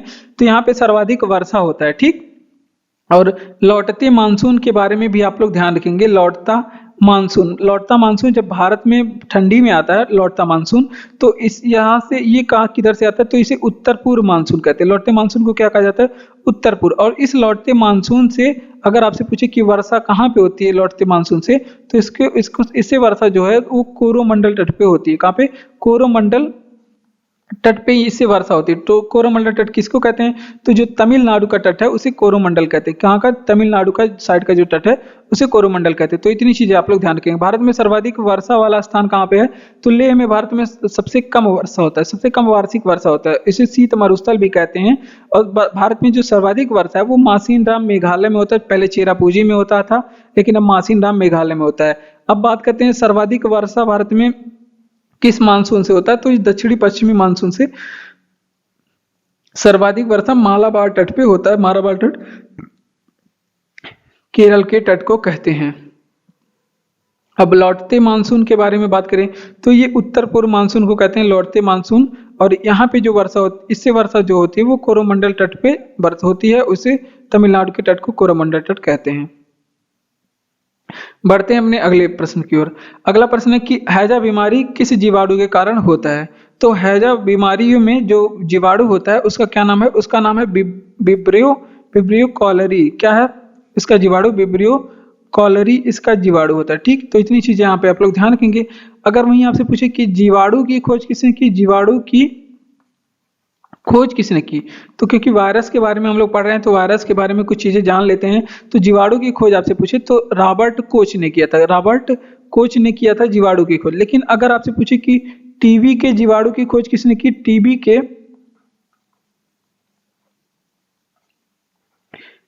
के जीवाणु की खोज किसने की, तो जीबी के जो जीवाणु की खोज किसने की, तो वो भी किसी ने किया था, रॉबर्ट कोच ने। रॉबर्ट कोच ने इन्होंने टीबी के जीवाणु की भी खोज की थी। अब बात करते हैं हैजा के बारे में। तो हैजा आपसे पूछे, यहाँ पे हैजा लिख लेते हैं हैजा के बारे में। तो ये एक जल जनित रोग होता है। कैसा रोग होता है, ये जल जनित रोग होता है, यानी कि ये जल से फैलता है। तो हैजा एक जल जनित रोग होता है। ठीक, ये आप लोग ध्यान रखेंगे। उसके बाद हैजा कैसे फैलता है, तो हैजा घरेलू मक्खी से फैलता है। किस मक्खी से? घरेलू मक्खी से फैलता है। तो ये भी आप लोग ध्यान रखेंगे।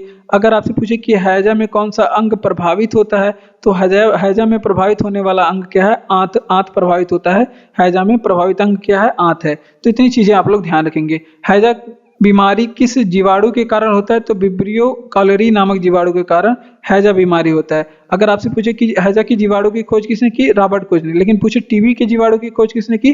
तो टीबी के जीवाणु की भी खोज रॉबर्ट कोच ने किया। हैजा जो है वो एक जल जनित रोग है। ये जल के संक्रमण से फैलता है, दूषित जल से फैलता है, और घरेलू मच्छी भी इसकी कारक होती है। अगर आपसे पूछे कि हैजा में कौन सा अंग प्रभावित होता है, तो इसमें आंत प्रभावित होती है। छोटी आंत, बड़ी आंत नहीं, आंत पूरी की पूरी आंत प्रभावित हो जाती है। ईस्ट इंडिया कंपनी का एकाधिकार कब समाप्त हुआ? तो जो भारत में 1813 का, ये जो पॉलिटी का प्रश्न है, 1813 का आया था चार्टर एक्ट। चार्टर एक्ट के द्वारा क्या हुआ था? ईस्ट इंडिया कंपनी का एकाधिकार समाप्त हुआ था। ठीक, लेकिन 1813 में चार्टर एक्ट के द्वारा ईस्ट इंडिया कंपनी का एकाधिकार तो समाप्त हुआ, लेकिन इसमें एक बात था कि इसमें चाय और चीन के साथ व्यापार चलता रहा। चाय एंड चीन के साथ क्या होगा? चाय और चीन के साथ क्या हुआ? व्यापार क्या हुआ? जारी रहा। ठीक, यहाँ पे लिख लेते हैं, चाय और चीन के साथ व्यापार जारी रहा। लेकिन आपसे पूछे कि कंपनी का एकाधिकार अगर पूर्ण रूप से समाप्त कब हुआ? पूर्ण रूप से समाप्त कब हुआ था? तो ये हुआ था जब 1833 का आया था चार्टर एक्ट, इसके द्वारा समाप्त किया। 10 साल बाद 1833 का चार्टर एक्ट आया था, तो इसके द्वारा समाप्त हुआ। और जो 1833 का चार्टर एक्ट था, इसके तहत भारत के पहले गवर्नर जनरल जो विलियम बेंटिंक थे, उसको बनाया गया। इसके तहत 1833 का जो चार्टर एक्ट था, उसके तहत भारत के पहले गवर्नर जनरल कौन बने थे? उसके तहत पहले गवर्नर जनरल भारत के विलियम बेंटिंक बने थे। कौन? विलियम बेंटिंक बने थे। अगर आपसे पूछेगा कि विलियम बेंटिंक पहले गवर्नर जनरल बने थे, और इसमें क्या किया गया था? भारतीयों को कंपनी में नौकरी पाने का अवसर दिया गया था। क्या किया गया था? इसी के तहत भारतीयों को कंपनी में नौकरी पाने का अवसर दिया गया था। ठीक, नौकरी पाने का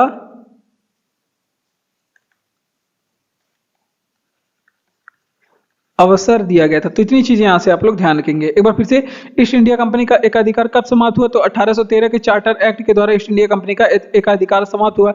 लेकिन चाय और चीन के साथ इसके साथ साथ व्यापार चढ़ता रहा। चाय और चीन के साथ व्यापार चलता रहा। लेकिन पूछे पूर्ण रूप से एकाधिकार कंपनी का, अगर पूछे कि पूर्ण रूप से एकाधिकार कब समाप्त हुआ कंपनी का, तो 1833 का चार्टर एक्ट आया था। इसके तहत क्या किया गया? ईस्ट इंडिया कंपनी का पूर्ण एकाधिकार समाप्त किया गया था। एकाधिकार जो है पूर्ण तरह से समाप्त किया गया था। इसके तहत जो 1813 का चार्टर एक्ट था, इसके तहत विलियम बेंटिंक को भारत का गवर्नर जनरल बनाया गया और भारतीयों को नौकरी पाने का अवसर दिया गया। कंपनी में भारतीयों को नौकरी पाने का अवसर दिया गया। ठीक, विदेशी मुद्रा के नियमन के लिए कौन सी अधिनियम है? तो विदेशी मुद्रा का जो नियमन के लिए फेमा अधिनियम है। फेमा अधिनियम है, और फेमा अधिनियम इंपॉर्टेंट है। और ये पूछा जाता है कि फेमा, पहले आप लोग बताएंगे कि इसका फुल फॉर्म क्या है। तो फेमा का जो फुल फॉर्म है, फॉरेन एक्सचेंज मैनेजमेंट एक्ट है। क्या है? फॉरेन एक्सचेंज मैनेजमेंट एक्ट है। ये आप लोग ध्यान रखेंगे। क्या है इसका full form? Foreign exchange management act है। अगर आपसे पूछे कि ये लागू कब हुआ, फेमा लागू कब हुआ था, तो फेमा जो है वो सन 2000 में लागू हुआ। अगर आपसे पूछे कि फेमा किसका स्थान लिया था, तो ये भी आप लोग ध्यान रखेंगे। ये फेरा का स्थान लागू लिया था। किसका? फेरा का स्थान लागू लिया था। अब आप लोग बताएंगे कि फेरा क्या है। फेरा का फुल फॉर्म आप लोग यहाँ से बताएंगे। फेरा का, तो फेरा क्या होता है? इसका फुल फॉर्म होता है foreign exchange management, foreign exchange regulating act, इसका full form regulation full form होता है। ठीक, फॉरेन एक्सचेंज रेगुलेशन एक्ट इसका फुल फॉर्म होता है। तो इन दोनों चीजों को आप लोग यहाँ से ध्यान रखेंगे, क्योंकि इसका फुल फॉर्म भी पूछा जाता है। फेमा क्या है? फॉरेन एक्सचेंज मैनेजमेंट एक्ट है। इसे क्यों लागू किया? क्योंकि विदेशी मुद्रा के नियमन के लिए ये अधिनियम लाया गया था। तो इसका फुल फॉर्म होता है फॉरेन एक्सचेंज मैनेजमेंट एक्ट। ये कब लागू हुआ था भारत में? तो सन 2000 में ये भारत में लागू हुआ था। और ये किसका स्थान लिया था? तो फेरा का स्थान लिया था, जिसका फुल फॉर्म क्या होता है? फॉरेन एक्सचेंज रेगुलेटिंग एक्ट इसका फुल फॉर्म होता है। फॉरेन एक्सचेंज रेगुलेटिंग एक्ट इसका फुल फॉर्म होता है। तो इतनी चीजें यहाँ से आप लोग ध्यान रखेंगे। बढ़ते हैं अपने अगले प्रश्न की ओर। अगला प्रश्न है कि महात्मा बुद्ध का महापरिनिर्वाण किसके गणतंत्र में हुआ था? तो महात्मा बुद्ध का जो महापरिनिर्वाण है वो मल्ल के गणतंत्र में हुआ था। किसके? मल्ल के गणतंत्र में हुआ था। तो इतनी चीजें यहाँ से आप लोग ध्यान रखेंगे। अगर आपसे पूछे कि बुद्ध का जन्म कब हुआ था, भगवान बुद्ध का जन्म आपसे पूछ ले कब हुआ था, तो ये 563 बीसी में भगवान बुद्ध का जन्म हुआ था। और कहाँ पे हुआ था इनका जन्म? लुम्बिनी में। लुम्बिनी कहाँ पे पड़ता है? इनका जन्म लुम्बिनी में पड़ता है। और इनका मूल नाम क्या था? महात्मा बुद्ध का मूल नाम क्या था? तो इनका मूल नाम सिद्धार्थ था। क्या था? मूल नाम सिद्धार्थ था। तो ये चीजें भी आप लोग ध्यान रखेंगे। अगर आपसे पूछे भगवान बुद्ध की मृत्यु कहाँ पे हुई थी, तो भगवान बुद्ध की मृत्यु कुशीनगर में हुई थी। कहाँ पे? कुशीनगर भगवान बुद्ध की मृत्यु हुई थी। और भगवान बुद्ध की गृह त्याग की घटना क्या कहलाती है? भगवान बुद्ध की जो गृह त्याग की घटना है वो महाभिनिष्क्रमण कहलाती है। क्या कहलाती है? महाभिनिष्क्रमण कहलाती है। ठीक, ये चीजें आप लोग यहाँ से ध्यान रखेंगे। अगर आपसे पूछे कि भगवान बुद्ध को ज्ञान प्राप्ति कहाँ पे हुई थी, भगवान बुद्ध की जो ज्ञान प्राप्ति है वो बोधि वृक्ष के नीचे हुई थी। किस वृक्ष के नीचे? अगर आपसे पूछे किस वृक्ष के नीचे इन्हें ज्ञान की प्राप्ति, तो बोधि वृक्ष के नीचे। यहाँ पे इंपॉर्टेंट क्या है ये पूछा जाता है, किसे किसने कटवा दिया था? तो शशांक ने इसे कटवा दिया था। किसने? शशांक ने कटवा दिया था। तो इतनी चीजें यहाँ से आप लोग ध्यान रखें। महात्मा बुद्ध के महापरिनिर्वाण किसके गणतंत्र में हुआ था? तो ये मल्ल के गणतंत्र में हुआ था। भगवान बुद्ध का जन्म कब हुआ था? 563 बीसी में लुम्बिनी में हुआ था। और लुम्बिनी कहाँ पे पड़ता है? नेपाल में पड़ता है। कहाँ पे? नेपाल में। और इनके बचपन का नाम क्या था? सिद्धार्थ था। और बात करते हैं मृत्यु कहाँ पे हुई थी इनकी? कुशीनगर में हुई थी। और मृत्यु की घटना ही क्या कहलाती है? महापरिनिर्वाण कहलाती है। ठीक, अब बात करते हैं यहाँ पे गृह त्याग कब होती? तो गृह त्याग की घटना महाभिनिष्क्रमण कही जाती है। गृह त्याग की घटना महाभिनिष्क्रमण कही जाती है। ज्ञान प्राप्ति जो है बोधि वृक्ष के नीचे हुआ था। और बोधि वृक्ष को किसने कटवाया था? शशांक ने कटवाया था। अगला प्रश्न कि विफर किससे संबंधित है? तो विफर किससे क्या बोलते हैं? संदर्भित है। तो यानी कि इसका भी फुल फॉर्म पूछ रहा है। तो विफर का जो फुल फॉर्म होता है वो होता है का board of industrial and financial reconstruction.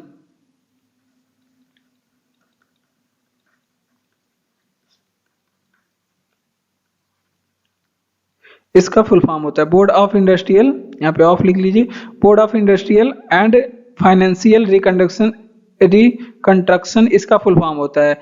या फिर अंग्रेजी में हिंदी में आप लोग देखेंगे तो औद्योगिक एवं वित्तीय पुनर्निर्माण होता है। क्या होता है? औद्योगिक एंड वित्तीय पुनर्निर्माण।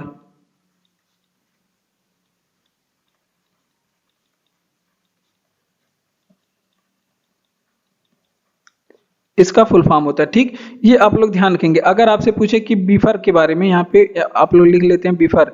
तो बिफर की अगर आपसे पूछे कि स्थापना कब हुई थी, तो बिफर की जो स्थापना हुई थी वो 1987 में हुई थी। अगर आपसे पूछे कि बिफर का उद्देश्य क्या था, कि इसकी स्थापना क्यों की गई, तो ये औद्योगिक बीमारी को दूर करने के लिए किया गया था। कुछ कंपनियां थी जो 1987 के दशक में क्या हुई थी, ये क्या हुई थी, कुछ कंपनियां जो है वो डूब रही थी। तो इसका जो गठन है वो औद्योगिक बीमारी को दूर करने के लिए किया गया, दूर करने के लिए इसका निर्माण किया गया था। ठीक, तो यहाँ पे ध्यान रखेंगे आप लोग बिफर किससे संबंधित है, तो board of industrial and financial reconstruction इसका फुल फॉर्म होता है कि जो कंपनी डूब रही थी उसे फिर से उभारा जा रहा था। ठीक, तो इसका जो फुल फॉर्म मतलब हिंदी में आप लोग इसका फुल फॉर्म ध्यान रखेंगे कि औद्योगिक एंड वित्तीय पुनर्निर्माण इसका फुल फॉर्म है। इसे बिफर कहा जाता है और स्थापना इसकी 1987 में हुई थी। उद्देश्य क्या था, औद्योगिक बीमारी को दूर करना, औद्योगिक बीमारी को दूर करना, यानी कि जो कंपनियां डूब रही हैं उन्हें बचाना। बात करते हैं नादिर शाह अब्दाली के समय मुगल शासक। तो नादिर शाह अब्दाली के समय मुगल शासक मोहम्मद शाह था। कौन? मोहम्मद शाह, जिसे क्या कहते हैं, मोहम्मद शाह को रंगीला भी कहा जाता है। ठीक, ये था यहाँ पे शासक। अब बात करते हैं नादिर शाह अब्दाली के आक्रमण की। तो नादिर शाह अब्दाली भारत में आक्रमण करता है और भारत से क्या लूट कर ले जाता है ये पूछा जाता है। तो भारत में ये इसे मिला का कोहिनूर हीरा, भारत में से कोहिनूर हीरा मिलता है और इसे म्यूर सिंहासन मिलता है, म्यूर सिंहासन, जिसे तख्ते ताउस भी कहा जाता है। और ये क्या करता है, यहाँ से लूट करके ले जाता है। और नादिर शाह अब्दाली को ये पूछा जाता है क्या इसे कहा जाता है, तो इसे ईरान का नेपोलियन कहा जाता है। क्या कहा जाता है? ईरान का नेपोलियन कह के संबोधित किया जाता है। ठीक, ये आप लोग ध्यान रखेंगे। अब बात करते हैं यहाँ पे अंतिम रूप से जजिया कर किसने समाप्त किया था। यहाँ पे मोहम्मद शाह के बारे में भी ध्यान रखते हैं। तो अंतिम रूप से जजिया कर किसने समाप्त किया, तो ये आप लोग ध्यान रखेंगे। अंतिम रूप से जजिया कर समाप्त करने वाला जो शासक था वो कौन था? मोहम्मद शाह था। अंतिम रूप से जजिया कर क्या कर दिया? समाप्त कर दिया। अब कब किया था? 1720 में। ठीक, उसके बाद बात करते हैं, अगर आपसे पूछे कि जजिया कर सर्वप्रथम शुरू किसने किया था, जजिया कर सर्वप्रथम शुरू कब किया था, किसने किया था, तो जजिया कर जो सर्वप्रथम शुरू करने वाला शासक था वो कौन था? मोहम्मद बिन कासिम था। मोहम्मद बिन कासिम भारत आया था, आक्रमणकारी था, और इसने क्या किया था? भारत में जजिया कर लगाया था। और जजिया कर क्या होता है? गैर हिंदू लोगों से लिया जाता है और वसूला जाता है। नादिर शाह के आक्रमण के समय मुगल शासक कौन था? मोहम्मद शाह था नादिर शाह के आक्रमण के समय। और नादिर शाह जो अब्दाली था वो भारत आया और भारत से लूट के कोहिनूर हीरा ले गया और मयूर सिंहासन ले गया। कोहिनूर हीरा और मयूर सिंहासन ले गया, जिसे तख्ते ताउस भी कहते हैं। और इसे क्या कहा जाता है? नादिर शाह अब्दाली को इसे ईरान का नेपोलियन भी कहा जाता है। और बात करते हैं मोहम्मद शाह के बारे में, तो इसने अंतिम रूप से जजिया कर को समाप्त किया था अगर 1720 में। अगर आपसे पूछे कि जजिया कर सर्वप्रथम शुरू किसने किया था, तो मोहम्मद बिन कासिम ने इसे शुरू किया था। बढ़ते हैं अपने अगले प्रश्न की ओर। अगला प्रश्न है कि अवरक्त किरणों का पता किसके द्वारा लगाया जाता है, तो अवरक्त किरणों के जो पता लगाने की युक्ति है उसे क्या कहते हैं? फोटोमीटर के द्वारा अवरक्त किरणों का पता लगाया जाता है। ठीक, उसके बाद अगर आपसे पूछे कि अवरक्त किरणों के बारे में, तो अवरक्त किरणों की अगर पूछे कि खोज किसने किया था, तो हर्शेल ने इसकी खोज की थी। अवरक्त किरणों की खोज किसने किया? हर्शेल ने किया। और अवरक्त किरणें आपसे पूछे ये कैसी तरंगें होती हैं, तो ये विद्युत चुम्बकीय तरंग होती है। ये कैसी तरंग होती है? विद्युत चुम्बकीय तरंग होती हैं। अवरक्त किरणें कैसी तरंगें होती है? ये विद्युत चुम्बकीय तरंग होती है। ठीक, ये भी आप लोग ध्यान रखेंगे। उसके बाद कुछ अवरक्त किरणें के बारे में देख लेते हैं। कुछ अवरक्त किरण किसे कहते हैं, तो ये भी तो आप लोग जानिए। तो अवरक्त किरणें जैसे गामा रेज हो गई जो खतरनाक होती है, गामा किरण ये एक अवरक्त किरण है। उसके बाद एक्सरे किरण ये भी अवरक्त किरण है। एक्सरे किरण ये भी अवरक्त किरण है। उसके बाद पराबैंगनी किरण ये भी कैसी किरण है? पराबैंगनी जो किरण है ये भी अवरक्त किरण है। उसके बाद माइक्रोवेव हो गया, तो ये सभी कैसी किरण है? वो अवरक्त किरण है। ठीक, ये आप लोग ध्यान रखेंगे। और अवरक्त किरणों का जो उपयोग है वो किस में किया जाता है? जैसे टीवी रिमोट बनाने में इसका उपयोग किया जाता है, टीवी रिमोट बनाने में। उसके बाद थर्मल इमेजिंग में भी इसका उपयोग किया जाता है, थर्मल इमेजिंग में भी इसका उपयोग किया जाता है। ठीक, इतनी चीजें आप लोग ध्यान रखेंगे। एक बार फिर से रिवीजन करेंगे कि अवरक्त किरणों का पता किसके द्वारा लगाया जाता है, तो फोटोमीटर के द्वारा अवरक्त किरणों का पता लगाया जाता है। अवरक्त किरणों की खोज किसने की थी, तो हर्शेल ने किया था। ये कैसी किरणें हैं, तो ये विद्युत चुम्बकीय तरंगे होती हैं। ये विद्युत चुम्बकीय तरंगे होती है। अवरक्त किरण के बारे में बात करें तो ये क्या कहती है? गामा किरण अवरक्त किरण होती है। एक्सरे किरण अवरक्त किरण होती है। पराबैंगनी किरण अवरक्त किरण होती है। और माइक्रोवेव ये सब कैसी किरण होती हैं? अवरक्त किरणें होती हैं। इनका उपयोग कहाँ किया जाता है? टीवी रिमोट में उपयोग किया जाता है। थर्मल इमेजिंग में उपयोग किया जाता है। किसमें? थर्मल इमेजिंग में इसका उपयोग किया जाता है। तो इतनी चीजें आप लोग यहाँ से ध्यान रखेंगे। जुते हुए खेत का साक्ष्य कहाँ से मिला था, तो कालीबंगा से मिला था जुते हुए खेत का साक्ष्य। और कालीबंगा स्थित कहाँ पे है? कालीबंगा जो स्थित है वो राजस्थान में स्थित है। और कालीबंगा का अर्थ क्या होता है, तो कालीबंगा का अर्थ होता है काली चूड़ियां या फिर काले रंग की चूड़ियां। कालीबंगा का अर्थ क्या होता है? काली चूड़ियां या फिर काले रंग की चूड़ियां, वो सब इंपॉर्टेंट है। अब अगर बात करें कि नक्काशीदार ईंट कहाँ से मिले थे, नक्काशीदार ईंट का मतलब क्या है कि ईंटों पे कुछ डिजाइन बने हुए थे। तो नक्काशीदार ईंट कहाँ से मिले थे, तो कालीबंगा से मिले थे। नक्काशीदार ईंट कहाँ से मिले हैं? कालीबंगा से मिले हैं। उसके बाद अगर आपसे पूछे कि खोपड़ी पे शल्य चिकित्सा कहाँ पे मिली है, खोपड़ी की शल्य चिकित्सा मतलब खोपड़ी को चीड़-फाड़ कहाँ से मिली है, तो खोपड़ी की जो शल्य चिकित्सा है वो कहाँ से मिली है, वो भी आपके कालीबंगा से ही मिली है। कहाँ से? कालीबंगा से मिली है खोपड़ी की शल्य चिकित्सा। अगर आपसे पूछे कि युगल समाधि कहाँ से मिली है, युगल समाधि कहाँ से मिली है, तो ये दो जगह से आप लोग ध्यान रखेंगे। एक तो लोथल से भी युगल समाधि मिली है और फिर आपकी कालीबंगा से मिली है। लोथल और फिर कालीबंगा से मिली है। ठीक, उसके बाद आपसे पूछे कि शव जलाने का साक्ष्य कहाँ से मिला है, शव जलाने, सौ जलाने का साक्ष्य कहाँ से मिला है? सौ जलाने का साक्ष्य, या फिर विशाल अन्नागार कहाँ से मिला है? सौ जलाने का साक्ष्य, या फिर विशाल अन्नागार कहाँ से मिला है? या फिर विशाल अन्नागार कहाँ से मिला है? विशाल विशाल स्नानागार कहाँ से मिला है? विशाल स्नानागार कहाँ से मिला है? या फिर नर्तकी की कांस्य मूर्ति कहाँ से मिली है?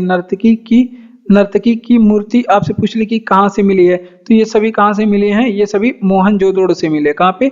मोहनजोदड़ो से मिले हैं। तो इतनी चीजें यहाँ से आप लोग ध्यान रखेंगे। नर्तकी की मूर्ति कहाँ से मिली है? मोहनजोदड़ो से।